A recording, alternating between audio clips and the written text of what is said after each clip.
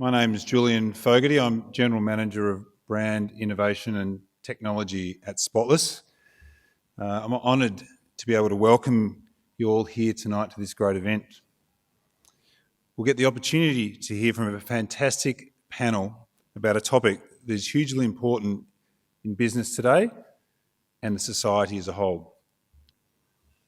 Before I begin, I'd like to respectfully acknowledge the traditional owners and custodians of the land on which we meet today, the Wurundjeri people of the Kulin Nation. I pay my respects to the elders of this land, both past and present. Spotless is very proud to support the Ducere MBA in Innovation and Leadership.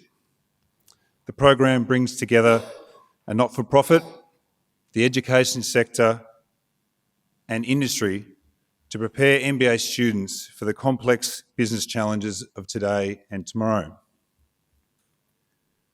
Spotless's partnership with Ducere is part of our broader business focus on high-performance thinking and innovation.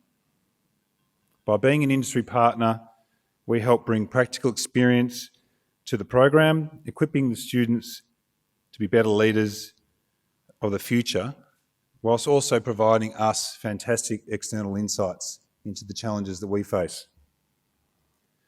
Tonight, our esteemed panel will be examining diversity, and in particular, the importance of diversity in driving creativity and growth.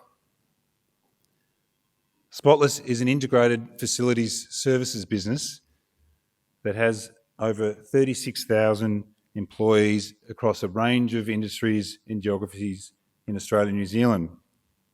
So it goes without saying that diversity of our workforce is a key pillar of who we are, and it's been a core component of our business DNA since we started over 70 years ago.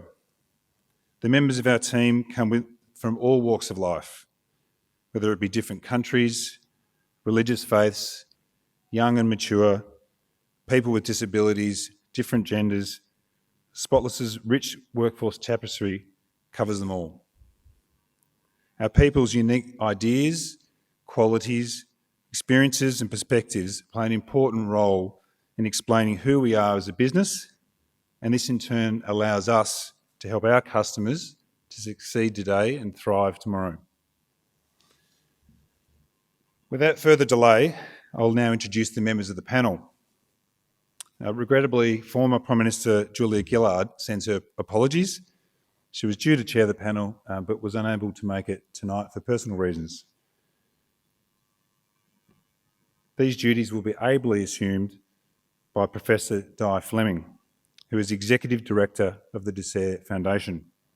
Professor Fleming comes to us from RMIT's Lab 3000, and her extensive background in the field of innovation and creativity will no doubt help spark some fantastic discussion points.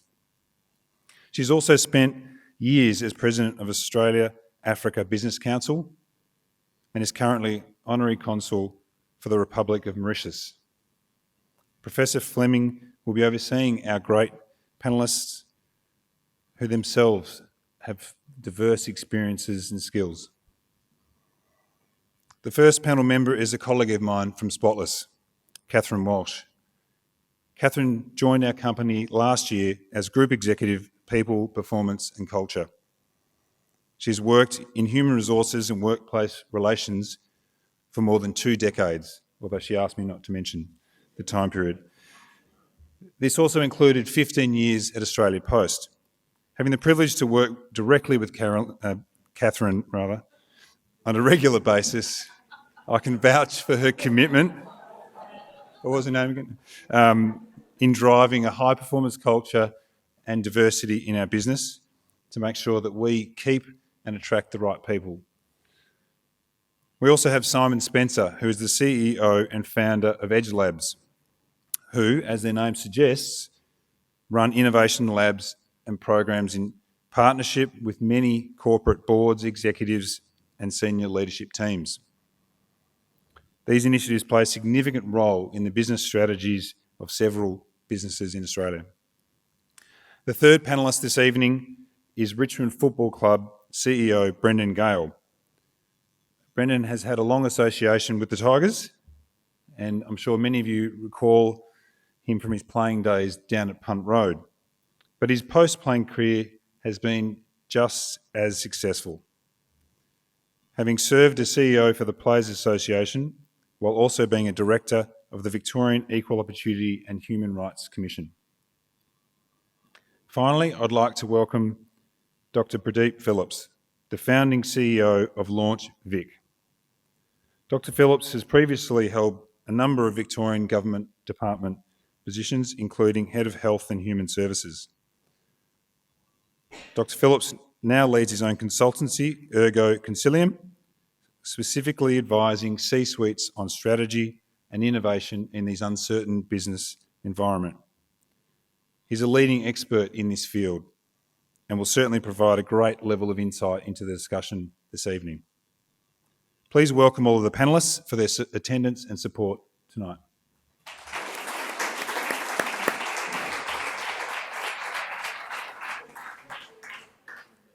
I'll now hand over to Professor Fleming to lead the panel discussion. Good evening, audience, and welcome, panel. This is a wonderful opportunity for us to be able to share some of our ideas. My role is to evoke the ideas and for you to be able to enjoy the shared wisdom that we have with our colleagues here tonight. So it's quite wonderful. Stereotypes. How many heads of HR will discard a job application because the name on the application, they can't pronounce it. It's not familiar. So that person's no longer going to be considered. How many people have arrived at a boardroom and found empty chairs or empty spaces at a board table with no chairs and thinking, where are the chairs? Not understanding that those spaces have been made available for those who are in wheelchairs. I did that. I was on the board of the Urala. If I look stern, I made a real fool of myself. How many companies socialise using gendered activity? I have to tell you, I hate golf. So we need to be really careful about what we do and the consequences of those organisations who don't appreciate halal or don't provide a prayer room because we just don't understand and we've not made the effort to. So I'm going to go straight to Catherine. The question is diversity in the workplace, from your viewpoint, about moral correctness, or is it indeed an economic imperative? Thank you very much, Di. A great question to start with, and I guess the easy answer would be to say, well, of course it's both, and to sit on the fence. But in fact, for me, I think it really has to start with something that sits very much at the heart of an organisation's values. And I think particularly in the current environment where we have so much debate, there's so much question, in fact, it's up to big businesses such as us to take a moral stand and to say we do this not because of the economic outcomes, although they are clear and they will come, but because it is the right thing to do, because it is the right thing from a society point of view, as a big employer and offering opportunities to all. So to me, it's absolutely about the moral correctness, and the rest will follow. Thank you. Brendon. Look, I think it's both to different degrees. It's about fairness and about equity. It's the right thing to do, but you know, I guess in businesses, if there isn't some sort of commercial dividend, you know, changes won't tend to become entrenched. It'll lack sort of that incentive. So that's the way to try and answer it. You know, I haven't read reports in full, but I've read a lot of reports where from McKinsey's and the like, where people talk about the improvement in business performance and a range of different metrics with diverse workforces. So you know, I take their word for it. From our point of view, we've been really strong about trying to increase levels of diversity in our workplace, because as a football club, we're sort of in the entertainment business, and we need to continue to present and market our club to a rapidly changing marketplace, which is changing really, really quickly. So, if our club is being presented through our various channels by a bunch of blokes who look like me, I'm not sure that message is going to resonate with a changing marketplace. So from that point of view, it's important to have plurality of views and opinions and lived experience. So Brendon, continuing with you, in your experience, how do you go about breaking down stereotypical behaviour, and particularly through that metaphor that you live and breathe in the game, football?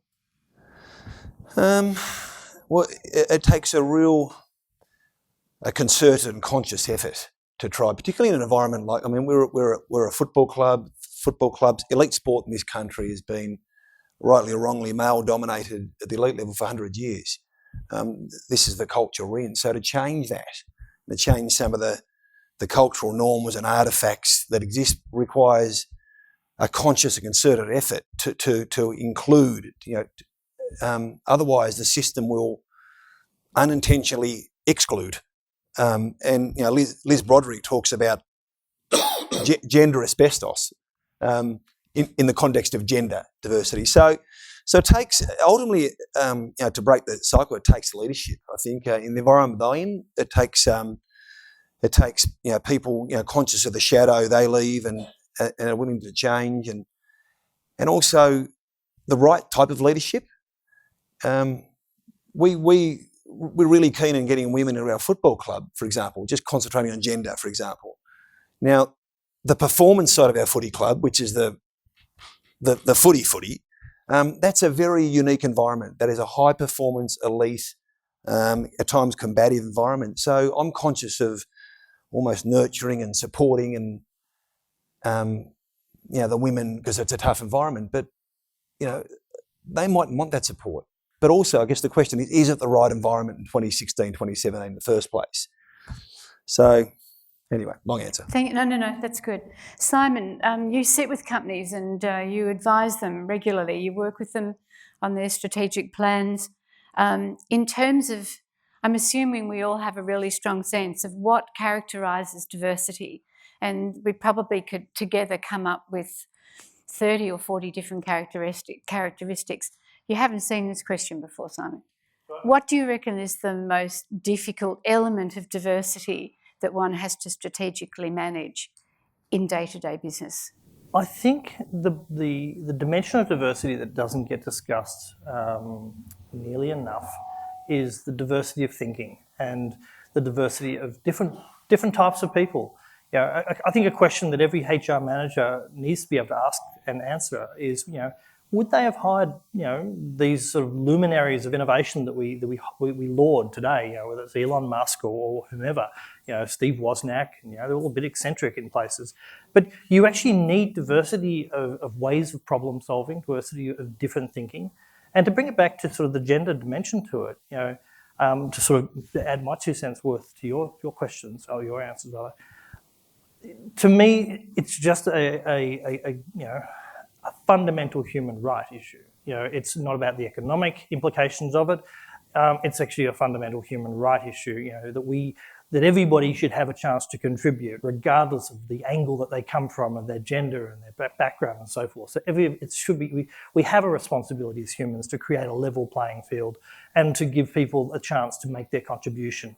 And once they make that contribution, it's up to them, what they do with it and what their contribution is. But we shouldn't be throwing in, sleepers on the railway tracks to stop them from having their voice. Because, bringing it back to innovation, it's that divergent voice. It's that person who sees something that no one else saw. Those are where those big, huge breakthroughs come from. And to hold back, whether it's from a woman or a man or somebody who's come from an ethnic background, to hold that back and silence that person or to hold or restrict them is we are all the weaker for it. Thank you. I'm going to ask the audience a question, but I'd like you to answer it individually and silently. Do you believe that this society is racist? And do you see examples of racism in each day, whether you're a student, whether you're a CEO, or indeed whether you are on a board or you're a member of staff. That's all I'm going to say. Moving on. Over the last, I would say, decade, we frequently hear the words creativity, innovation, entrepreneurship, ideas, imagination, inspiration. And as we listen to it, I believe that we've come to use those words interchangeably. But you know, imagination and creativity are different. Ideas are different to innovation. Innovation needs a bridge. So I'm going to ask Pradeep, can we strategically manage creativity in our organisations, in our business, in our bureaucracies? The answer, or a perspective I want to put to you, is yes and no. So quite often when we say yes, we think of this as something we can control and mandate. That's the mindset we adopt straight away. Can you strategically manage? Very functional term. And jars straight away with the topics we've been dealing with: diversity, ideas, innovation, destruction. So, but at the same time, there has to be some framework within which this occurs. You know, it's nice to say let 1,000 flowers bloom, but where do you take the organisation? So we kind of have to think about the levels at which we position things and what we manage and what we don't. And ultimately, it is my view, you can't teach someone to be creative, but you can create the environment and equip them with tools that allows them, if the environment is right, to shine and to contribute in a way that you hadn't thought of before. Because at the heart of this whole innovation diversity debate is a very simple logical proposition in my view. If you have a marketplace that is inherently dynamic, it changes over time, and you have finite resources and finite knowledge, because a lot of your knowledge is purely built on your own history, then how are you going to know what's going on? And unless you have a diversity play in this landscape, then you are going to shortchange yourself because you won't understand the marketplace. So to me, there's a simple logic as to why diversity matters. It's gender, it's ethnic, it's mindset, the point Simon was talking about. So I think there are things you can do to manage, in that you can create an environment, you can provide some tools, but we have to draw the distinction you raised earlier, which is actually some of these ideas are quite distinct.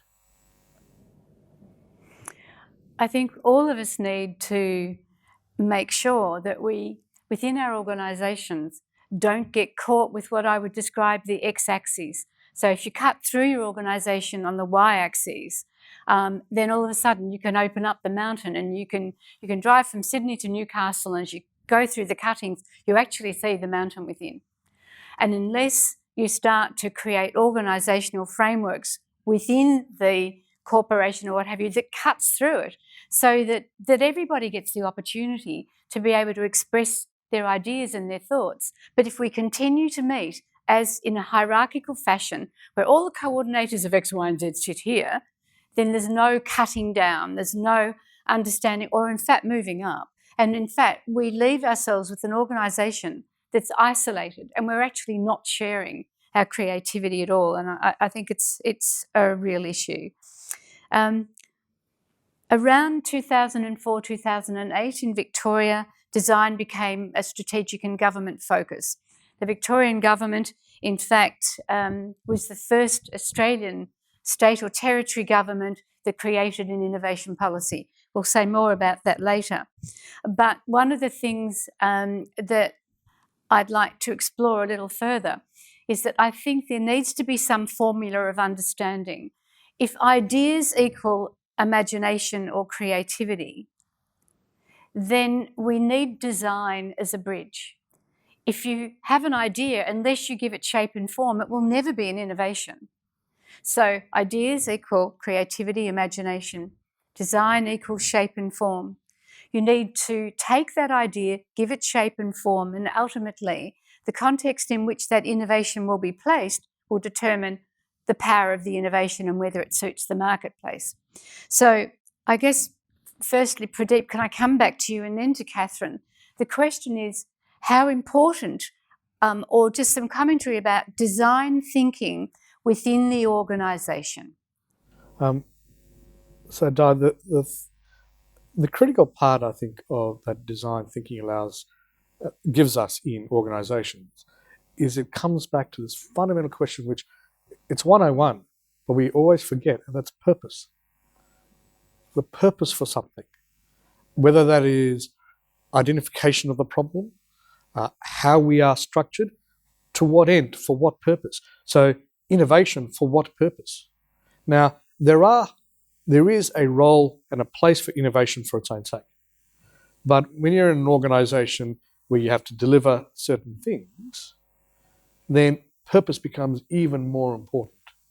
And I think that is the great value that design thinking gives us in the way we approach innovation in organisations. Catherine.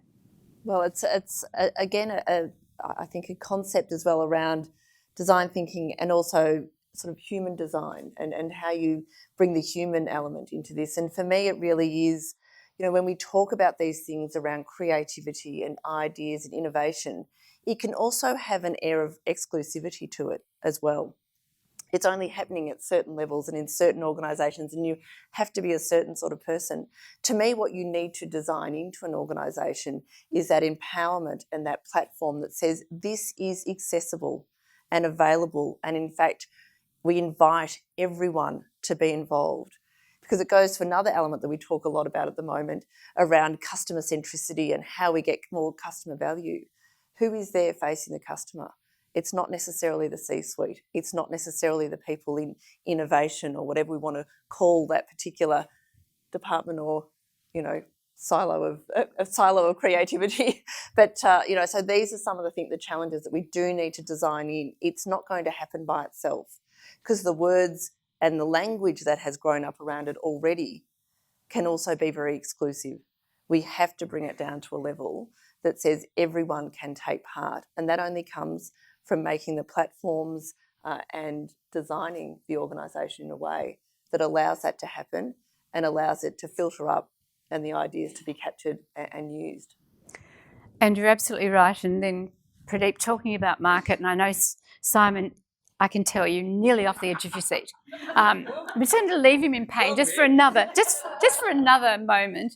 But yes, and it's the user interface. It's about the functionality, and it's making sure that we test our design and that it meets the needs of the marketplace. And I think over this sort of last 15 years or so, what's happened, big financial institutions are truly understanding the value of design in creating product, process and system, because if it isn't right, the customer's going to be turned away, and then they'll lose the customer.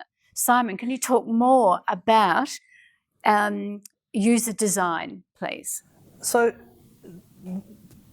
my comments on this are that when we go into a process of looking at design, I think, somebody walks in with a great idea of a new way of doing something, and that's a great starting point. But I think what often you need to do is go behind that and understand what's the problem this is actually trying to solve, and really explore problems. And I think, problems are underrated as raw assets. I think they're an asset class that's of enormous value. If you're looking to create a startup, the first thing you should go hunting is a really good problem. And so I think the first part of a design story is actually go find a really good problem worth solving, one that's that's underserviced, that is somewhat unique, and then from that, then you can start to explore your best idea of how to solve it. If you understand a problem, the solution often comes reasonably easy. If you start off with I'm going to build Tinder for cats. Tinder for cats actually is a really good product. If you're the Lord Smith Animal Shelter and you need to choose a cat, swipe left to adopt this cat and swipe. But unless you have a problem you're trying to solve, Tinder for cats is, what? So I think when you do the design story, it's about find the problem that you're trying to solve. It's also about, I think, the most interesting people who have problems are often not in the least bit technically literate, or they may be or they may not be, but it's the people who are sort of, in the most unexpected of places. Farmers in Victoria who are dealing with water, or people in the Latrobe Valley who are dealing with, a power station shutting down. Those are, fountains of problems and challenges that startups and entrepreneurs can start to look at and go, actually, I've got a really interesting solution for that. So I think, when you engage in the design story, make sure you're talking to the right people. There is always that risk of sort of what we tend to describe as innovation theatre, where innovators are talking to other innovators and so forth, and it's all fun, but it actually goes largely nowhere. So go hunting for a great problem. Make sure you're talking to somebody who actually knows a lot about that problem, and then go through a design process that actually is rigorous and ultimately lets you transition something that's actually real. Simon, I'd like you to work with a business who would be interested in solving my problem. I would like a solar-powered hairdryer for Africa, please. Okay. Is that okay? Good, Yep. Thank you. That's great. Let me go back to the Victorian government. I'm really proud to be a Victorian through the viewpoint of design and innovation, design thinking, the commitment to the late Lynn Kosky and the way in which she wanted innovation to be part, or design thinking to be part of primary school education, and she was succeeding. She also supported the development of the first primary secondary education incubator at 257 Collins Street. I think we've done a great deal. And then Pradeep was the founding director of Launch Victoria. I've got a question, Pradeep, that I'd like you to respond to. And now, after being immersed, looking in and looking out, how important do you believe that government intervention is through policy, through funding, in the acceleration of purposeful creativity? There are a number of levels to think about this. There are some, and the dichotomy is probably specific and non-specific. The specific ones are, yes, there are things you can do here and now that maximize the probability of success in this field. Right? So one of the important things is whenever you usually give governments anything to do, they tend to think there's a very simple solution and that they have it. And so we have to be very careful, and governments should not think that they can mandate innovation and, hey presto, we see growth emerge. But what they should do is create the conditions that maximize the probability of success. So in the entrepreneur space, it's, do we have the resources to provide services for startups?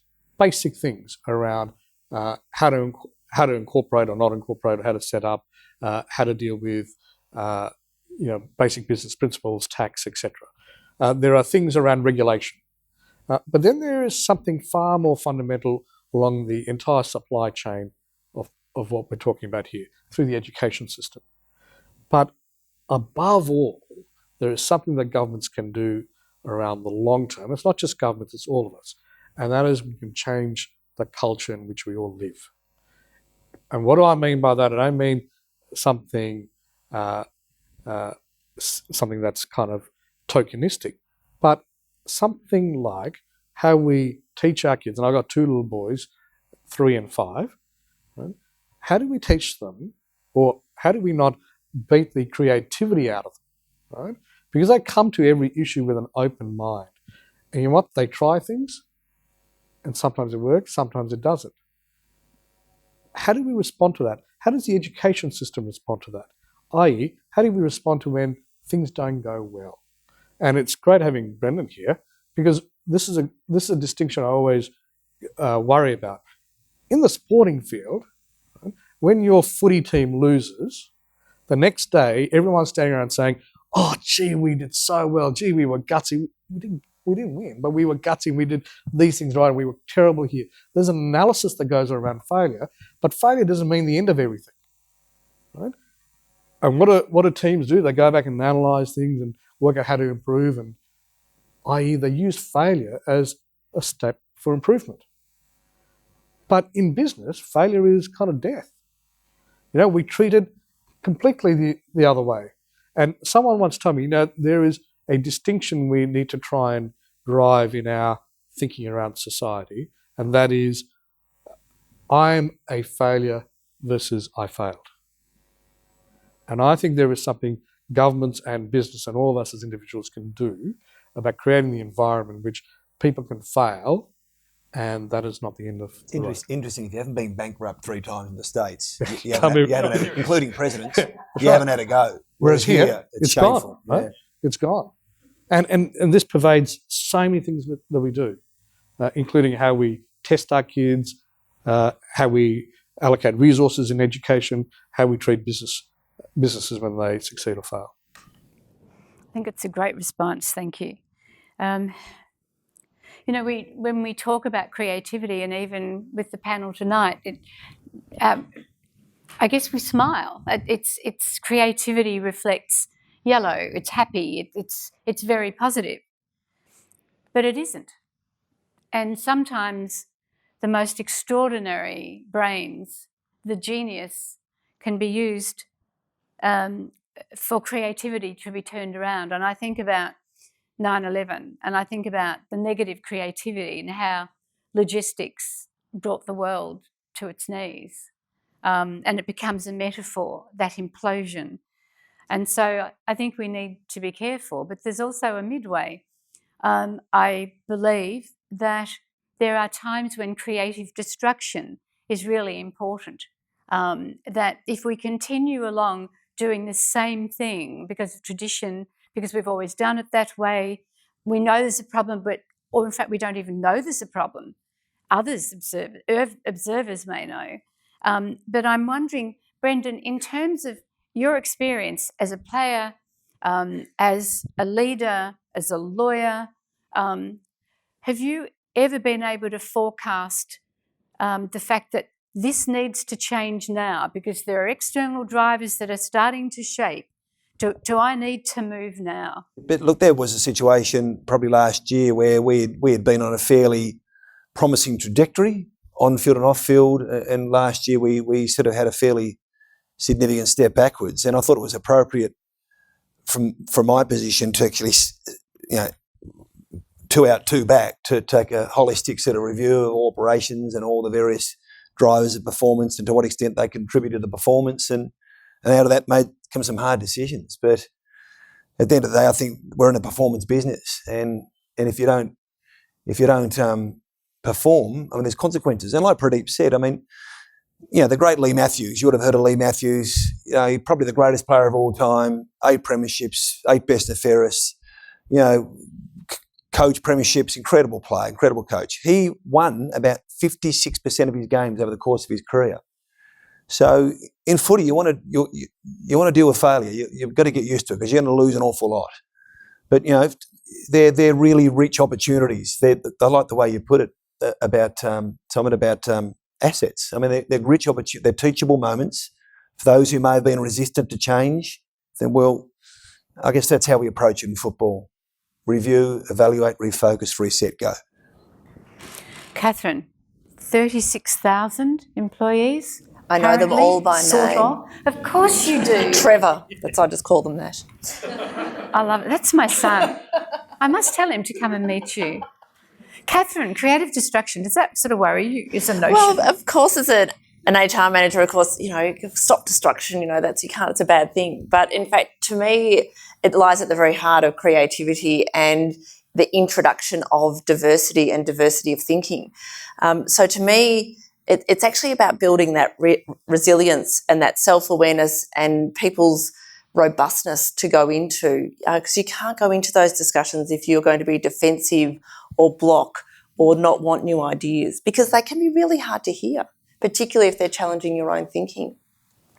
So I guess it's careful what you wish for. We all say, yes, let's have more diversity. Let's have more new thinking and new ideas. But when faced with them, you can see, and you can actively see at times, people just want to shut it down because it's very confronting. It's very different to actually what they want to hear. So to me, it goes back to some of the discussion we've been having around education, not only from when children start school, but to leaders and people in our workplaces, that says you have to be prepared to come in. It needs to be respectful, it needs to be done well. Maybe there's thoughts about frameworks around how we introduce these ideas, but essentially you need to build people's resilience and robustness and understanding that with creativity comes challenge. And then to you, in your role, ask yourself, is there a problem that you're aware of? It might be as a parent, and as Pradeep's saying, you may be really unhappy with the quality of education your children are getting, or you may be really unhappy about the fact that you believe that Victorian education is teaching to the test. So how can we truly teach children to be creative? But ask yourself, is there a problem? And maybe you need to work in teams with your community. You need to actually work solidly to think through how you could find an answer, rather than finding yourself at a dinner party always sitting around talking about the problem and doing nothing about the solution. So there are academics in the room here. As I said before, there are CEOs. Think about what the immediate issues are and take this moment and apply strategies that will change the bottom line, change your productivity, and use diversity within your organisation to be able to solve the problems. Don't try and do it on your own. Simon, are you sitting on the edge of your seat again, or are you I'm okay? always sitting on the edge of the seat. I should know that. These are fascinating topics, and the creative destruction is, I think, is implicit within the notion of change. And I think, I'm a very much a glass half full sort of person, so I do see the positive. But that's not to say that you ignore the negative, And there are genuine reasons to be concerned around, the emergence of use of data and machine learning, and then the emergence of artificial intelligence and things like that. Those are all emerging technologies that over the next decade will become very mainstream. And so they represent major disruptions. If you're a lawyer today, you should be following these technologies closely. If you're an accountant, absolutely you should. Even if you're a doctor, you should be looking at how you can leverage some of these technologies. Will there be disruptions? Well, yes, of course there will be. And, there aren't a lot of jobs for steam train drivers nowadays either. So industries shift and move, and there is this logical cycle of construction and destruction and so forth. It's a question of what choices do we make and what we choose to accept as this occurs. And, I think Bill Gates' comment this week around, which is really just opening the debate, should we tax robots? I think it's a fair point, if you're going to replace a bunch of humans with a bunch of robots, maybe you tax the robots, and that helps, build up the tax base. He's throwing it as a one-off comment, but I think it provokes debate. And I think it's those things which are healthy in calibrating how we employ technology and what choices we choose to make and what we choose to walk past and what we choose to, and how we choose to implement these things. I think that's a really good point. And again, if there are educators in the room, the other thing that worries me is the preparation for young people to be able to identify the problems and come up with the solutions. I would like to completely change the way in which we look at vocational education aspiration. So, dear, what do you want to do when you grow up? I mean, I really don't want to hear that question again. But it's about, as parents and as professionals, making sure we continue to read material that takes us outside our comfort zone, to make sure that you know, and just an example, Monash University, the synchrotron. Do we really know what the synchrotron is used for? Brendon, do you know what the latest... So I'm not going to promise, I'm not going to do it. I know the synchrotron took my car park at Monash Uni. I know that. It took all the car parks down there. I don't know what it does. Well, in terms of radiation, it just... Some of your team may need the most sophisticated access to sophisticated radiation. I guess my point is that so often our kids are confined to their families and to a body of knowledge that's really limited. So we need to make sure that we provide diverse opportunities for kids to be able to learn and to go out of the walls of those classrooms. And I think, as we go about our own work, we've got to be, I think, constantly reviewing whether the things we do are barriers. So you mentioned the synchrotron. You know, if you were sitting in government and there's a proposal comes through, synchrotron being one, NBN is another classic, right? What's the first thing people say? What's the business case? And I would hazard to say, well, what do you mean? How would you even go about dealing with preparing a business case for something where you don't even know, you can't even imagine what the consequences are likely to be in the future, and then create a net present value of it? Wow. But you know what? Most people would say, I'm sorry, we can't think about this proposal at all because you can't develop a robust business case. Right? And so there are many ideas like this that we would kill to our detriment. So how do we ensure that the tools we use aren't the be-all and end-all, but are a suitable break for us to stop and think about the case for something and not reduce it to a formula that we're all kind of used to? Very good point. So you've got to look at the multiples sometimes of ignorance around a decision-making table or not. The AFL women's football. Yes, yes. I find it really exciting to see a company like the NAB there with such incredible support. And it's interesting, the NAB in and of itself also runs their own labs, the NAB labs.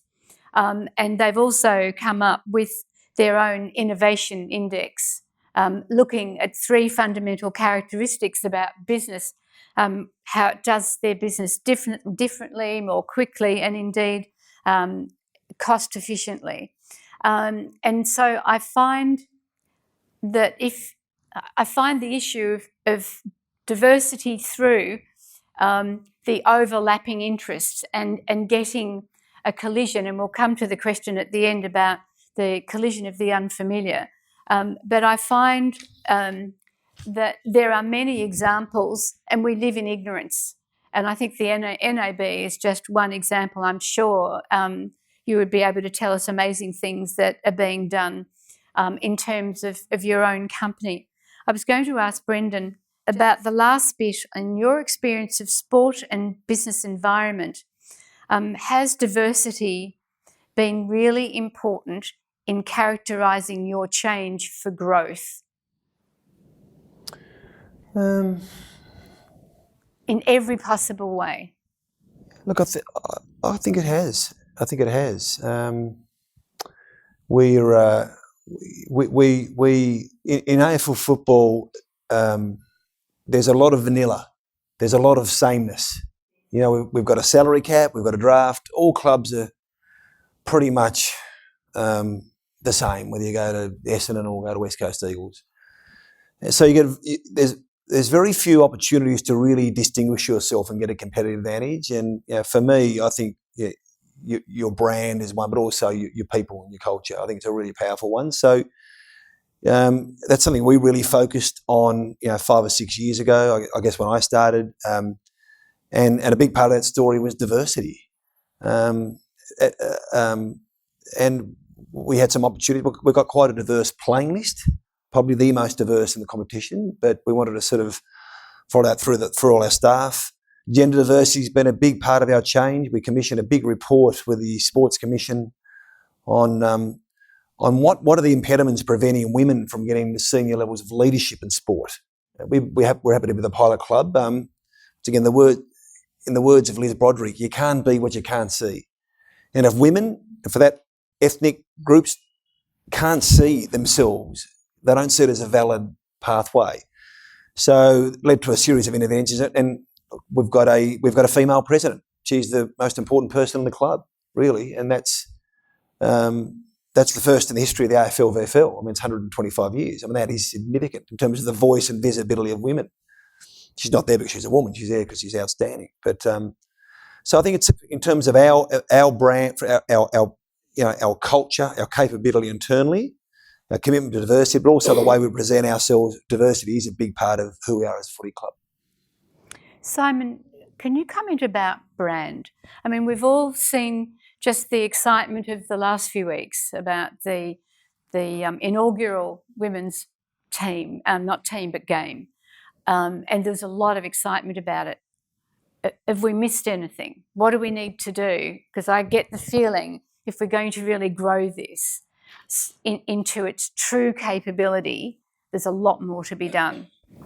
I think probably all of us recall a quote by Justin Trudeau last year when he was asked about a gender question, and he said, "It's 2016. Why are we still talking about this?" And I think he summed up so much, and I think he held us all to account, and we realised that this isn't the world that it should be, and somehow we're in an alternate universe where these things haven't been put to bed, and why? And so every now and then you have a brand, and you have women's football, and you go, "Oh wow, we actually are in that universe, or at least this little, we see a glimpse of it." And so I think when we do see things that are going right, it's great to celebrate them. But as I said, I think there's still too many exceptions. It's still not the normal, and it's still, we're still talking about it. And I'm not saying we shouldn't be talking about it. It's sad that we do need to keep talking about it. It's now 2017, and we're still talking about it. And I think, well, what do we do about it? So I won't just give you a whole lot of motherhood. I think programs like Rare Birds and Girls Who Code and all of these programs, I think they're incredible. I support them. I'm a mentor on one of them, and I absolutely encourage them. But I also think we're probably at it's 2017. I think it's time to hold companies to account a little bit.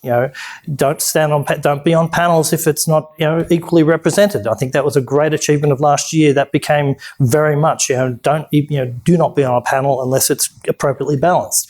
But I actually go in 2017 and beyond. Don't buy from companies that don't have women on the board. Don't buy from companies that don't have women in the senior leadership team. Don't invest in those companies. Hold them to account. We're seeing the Youth Climate Coalition really hold Westpac to account for their choices. And I think it's time to just, as citizens, as business people, as just humans, to hold companies to account, because God damn it is 2017. Do you have an area, an agenda in your professional life, in your private life that you're pursuing, you're talking about around the table with your family? Because I think those sorts of conversations are really important, because ultimately they do lead to growth and to really positive outcomes. Some of us have read about the gig economy. Simon, why don't you take us into it for a moment? Because if you look at the Australian economy, small business is very powerful in terms of our overall productivity. So when we're talking particularly about women in startup, it seems to me that the gig economy could be a very strong pathway for women into a startup entrepreneurial environment where they're not caught with the 5-day-a-week phenomena. Do you want to comment on it? And then, Catherine, can I ask you to comment? So we were really proud to sponsor a piece of work last semester where we had a group of Ducere MBA students do a piece of research across the gig and freelancer economy, looking at sort of future ways of working. And we're still collating the insights from it. There's some great stuff that the team produced. And they met with the CEO of LinkedIn, the CEO of Freelancer, the CEO of a whole bunch of these co-working companies, and some great insights. But I do think that from and one of the angles we asked them to look at was the question of diversity, and particularly from a gender perspective. And I do think that when you have a woman CEO, they set a tone at the top of what they will accept, and I think that's important. If you have a male CEO, it's hit and miss sometimes. What the tone at the top is and what they choose, what the sort of behaviours they accept as normal. So I do think that women creating their own companies, women taking senior leadership positions, is a really big opportunity to disrupt those established cultural norms and demand a different different way of working. And equally, I would say, innovative CEOs who are open to diverse ways of thinking is just as important in its own way. We don't want groupthink. We don't want these monocultures, whether it's a monoculture of men or a monoculture of people who all think the same way and wear the same tie. We need diversity, and the more we can encourage people to create their own companies or band together and create their own virtual companies. And I think, notions of the gig economy is about, it's very easy, it's low friction to create your own startup or create your own venture, collaborate with others in a freelance sort of federation, work in a co-working space, pitch for big deals and land those big deals. So I do think some of those new emerging ways of working are very encouraging, and they will have a corrosive effect on some of those negative cultural behaviours that we're trying to get rid of. I'll ask you, I can see, No. Pradeep, you No, probably... I'm just agreeing. Okay, Yes. that's great. Catherine? Well, I was also going to make the distinction there between startup and gig economy. Because for me, I think there's the positive and a negative in those concepts there, and the opportunity for women. In startup, can I just say, you don't even have to look very far. Women in small business, the startup community, in my roles and previous roles, I've seen extraordinary women set up businesses, start them from home and build them into something quite extraordinary and very, very successful. And this is not something of saying, where are they? They are there. They are not hard to find. You just need to go online and they are awesome. So I think there's a huge amount of potential there to tell great stories for women about empowerment, about setting their own direction, about setting up a life for themselves and their family. That is one that's very much in their control. On the flip side to that is the gig economy, and I won't sit here and be the person who says it's got no future. Of course it has, and it will be here to stay. The challenge for me then is, let's not go down the orthodoxy path of saying this is great, it's new, it's innovation, so we can't question it. Of course we can. There is exploitation, there is underpayment, there are opportunities where people can open themselves up to being in situations that are not good situations. We need to call that out. And not simply say, well, it's the new economy and it's now and it's hip and it's groovy and let's all get on it. Not if people are being mistreated, and we need to call that out. So I think there's absolutely some fantastic opportunities there, but let's not turn a blind eye and support through our dollar what's going on out there. Exactly. Catherine, I'm wondering whether you've come across this sort of attitude. Over the last, I would say, 5 to 10 years, there are occasional conversations where we're talking with, I'm going to say, relatively young women under the age of 40, professional women and men who have made a decision that they do not want children. And so you've got the issue around paternity leave and paternity leave. And then you've got the question being asked, well, in my professional growth, whilst I'm here and I'm able to fast track, or I'm able to aspire to promotion, etc. What about the opportunity to be able to study and have a sabbatical leave approach? So this question's being asked about, well, what about equality? There's the cry for paternity leave and maternity leave, but how do we balance that leave for men and women who will never want that leave? So it may be controversial. It may be something that has come to your mind. Is it something that's been raised with you? It is, and it's a very interesting question. I don't think one that workplaces have solved, and I won't sit here and say I've got all the answers, because I certainly don't.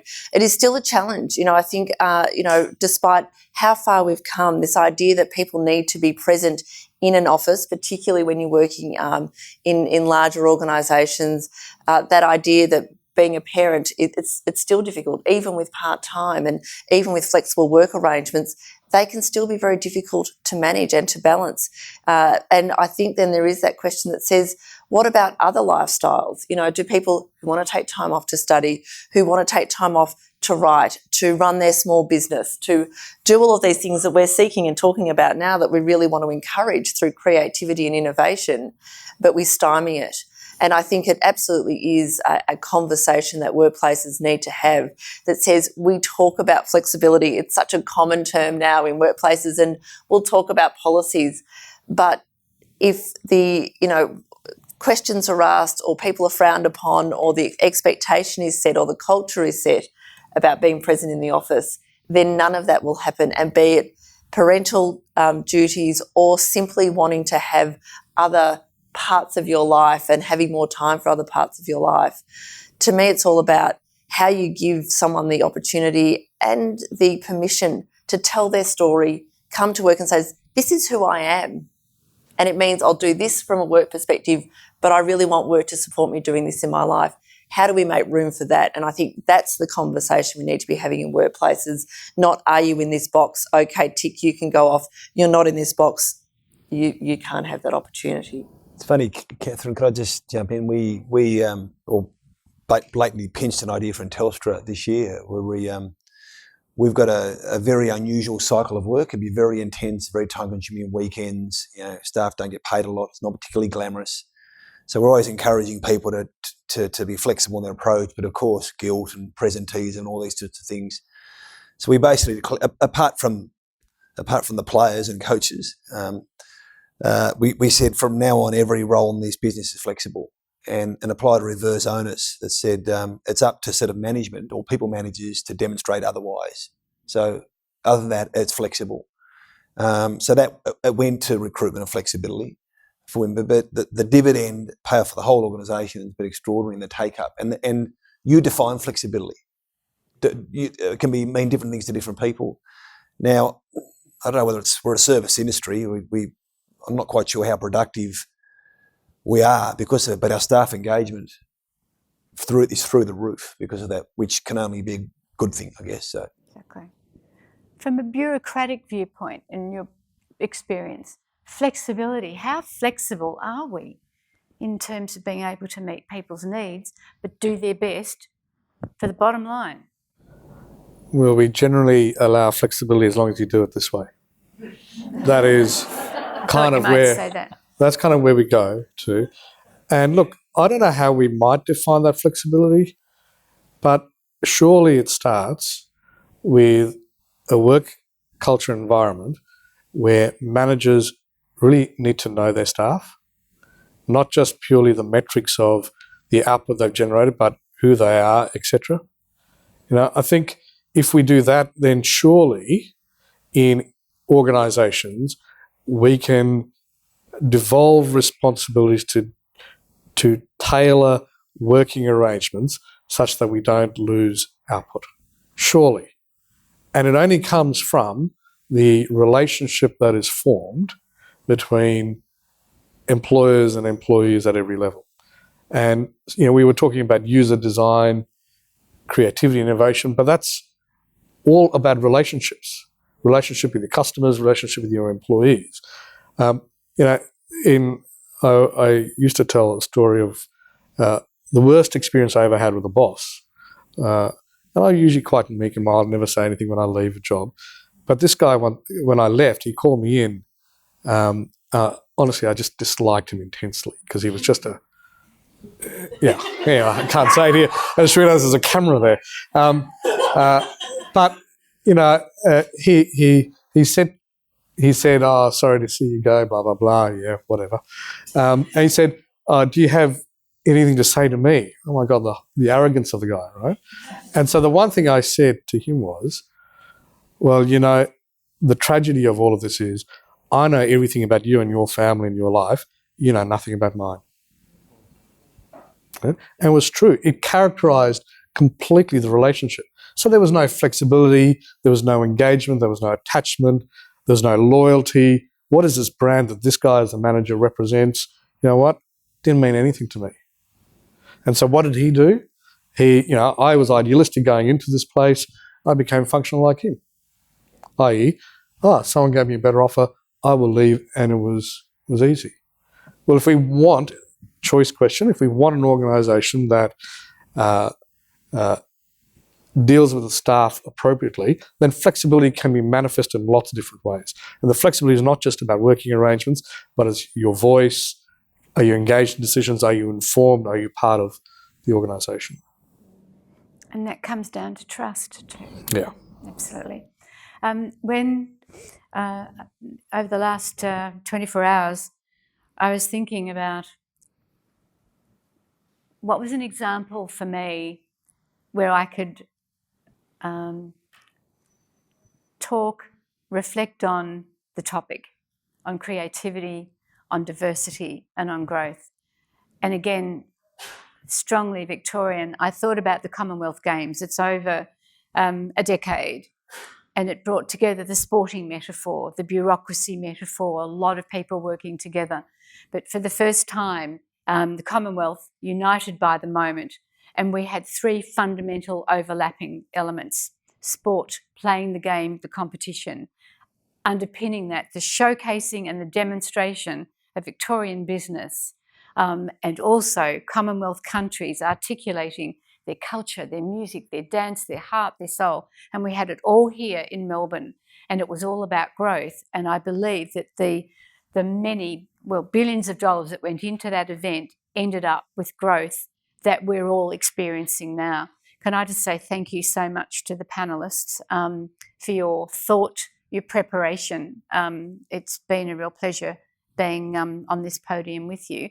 Jack, do you want to comment? Professor Lawrence Pratchett. Lawrence, over to you, sir. Thank you. It's my job to sit between you now and drinks and so on for a couple more minutes. My name is Lawrence Pratchett. I'm Dean of the Faculty of Business, Government and Law at the University of Canberra. I just want to say, before I actually offer a final vote of thanks to our panellists, a little bit about the University of Canberra, because we are the academic partners in this. We co-designed the MBA Innovation and Leadership with Ducere. They're our prime partner for this type of innovative product that we have. The students in the course are all University of Canberra students. The graduates from the course, and there are several of them here tonight, are also University of Canberra alumni. What they may not know is that the University of Canberra prides itself on its diversity. We have the country's first Indigenous Chancellor, Professor Tom Calmer. We have the country's first first Asian-born Vice-Chancellor, Professor Deep Saini. We are one of only two organisations in the ACT that are employer of choice for women. Both of those organisations have a U in their initials, but the other one is not a university.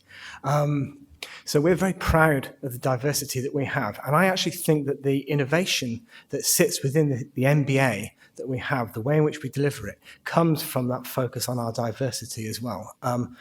Another little statistics which Jack will give you if I didn't, is that in the first cohort of students that we had on the MBA Innovation and Leadership, more than half were women. There are other universities in Sydney and so on who make a fuss about trying to get to 50% of their cohort being female. Ours was from the start, and it continues to have that diversity in it. So we're very proud of all of that diversity. Having said that, I recognise in myself the inherent racism and sexism that goes with the institutions that I work in, and in the way that I sometimes think I try not to. I think that's one of the challenges we didn't talk about tonight, actually, is the sense that we all bring to a conversation an inherent racism, sexism, and so on, which we have to fight all the time. I certainly try to fight my sexism and racism, and I hope you all will. But nevertheless, that was a fascinating conversation, and I actually feel sort of slightly guilty for standing up and saying stop, because it was going so well, it's getting so interesting. I think we could have easily gone for another hour, probably 2 hours.